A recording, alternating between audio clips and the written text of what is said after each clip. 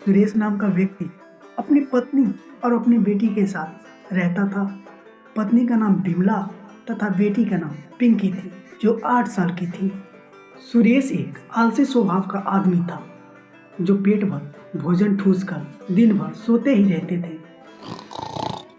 सुरेश को कोई काम नहीं होने के कारण उसके आलसपन ने उसे दबोच रखा था। और इधर बिमला को पूरी घर की जिम्मेवारी सर पे आ गई थी और बिमला दूसरे के घर काम करके अपना घर चलाती थी और बच्चे को पढ़ाती थी। बिमला एक दिन काम से तंग आकर गुस्से में बोल उठती है, अब बहुत हो गया। अब इस घर में 1 मिनट भी नहीं टिकूंगी। परेशान हो गई हूँ आपसे और आपके इस घर से। सुरेश बिमला को बहुत रोकने की कोशिश करता है, पर बिमला सुरेश की एक नहीं सुनती है। अब सुरेश को बहुत ही पछतावा हो रहा था और सुरेश को ये सभी बातें रातों की नींदें छीन ली थी। सुरेश दिन भर सोच में ही डूबा रहता था और सोचता था, क्या करूं कि बिमला फिर से वापस आ जाए। नहीं, मुझे कुछ न कुछ करना पड़ेगा जिससे बिमला हंसी खुशी फिर से इस घर में रहने लगे।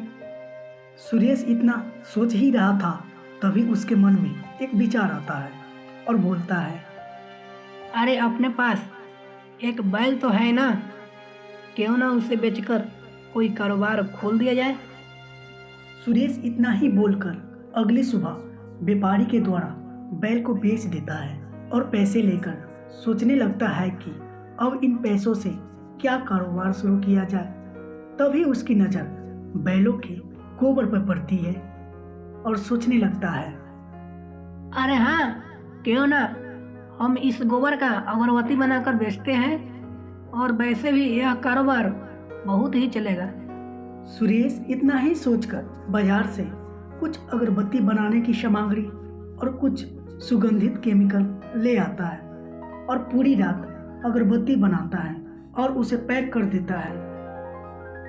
जब सुबह होती है तो सभी अगरबत्तियों को ठेले पर रखकर गांव में बेचने के लिए निकल जाता है और बोलता है, अगरबत्ती ले लो, अगरबत्ती, खुशबूदार सुगंधित अगरबत्ती। अगरबत्ती ले लो, अगरबत्ती, खुशबूदार सुगंधित अगरबत्ती। तभी एक आदमी रोकता है और बोलता है, अरे भाई, कितने की अगरबत्ती दे रहे हो? साहब जी, 10 रुपए की है, बोलो कितनी दे दूं? एक ही चाहिए भाई, दे दो। सुरेश वहां से अगरबत्ती देकर फिर आगे की ओर बेचते हुए चला जाता है। अगरबत्ती ले लो, अगरबत्ती, खुशबूदार सुगंधित अगरबत्ती। अगरबत्ती ले लो, अगरबत्ती, खुशबूदार सुगंधित अगरबत्ती। सुरेश गांव में नए होने के कारण आज पूरे दिन भर में एक ही अगरबत्ती बेच पाता है। आज जल्दी ही घर आकर बोलता है, कल सुबह सुबह ही निकलूंगा जिससे अधिक अगरबत्तियां बिक सके। इतना ही कहकर सुरेश सो जाता है। सुरेश आज सुबह जल्दी उठकर अगरबत्ती बेचने के लिए निकल पड़ता है। अगरबत्ती ले लो, अगरबत्ती, खुशबूदार सुगंधित अगरबत्ती। अगरबत्ती ले लो, अगरबत्ती, खुशबूदार सुगंधित अगरबत्ती। आज सुरेश बहुत ज्यादा अगरबत्ती बेचता है, जिससे उसका अच्छी कमाई हो जाती है। सुरेश ऐसे ही रोज रोज अगरबत्ती बेचकर एक नई दुकान खोल देता है, जिससे अधिक कमाई होने लगती है। क्यों ना बिमला को भी बुला लेते हैं, जिससे वह काफी खुश हो जाएगी। सुरेश अगली सुबह बिमला और पिंकी को घर ले आती है, जिससे बिमला ये सब देख काफी खुश हो जाती है।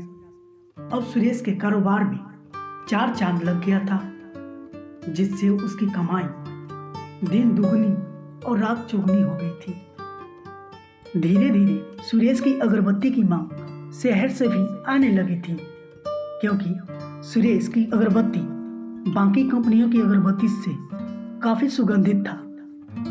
क्योंकि सुरेश नेचुरल तरीके से अगरबत्ती को बनाते थे, जो लोगों को बहुत ही पसंद आता था। जो लोग एक बार अगरबत्ती ले जाते थे वह बार बार सुरेश की अगरबत्ती को ही खरीदते थे और इस प्रकार सुरेश एक अगरबत्ती की कंपनी बैठा देता है और खुशी की जिंदगी जीने लगता है।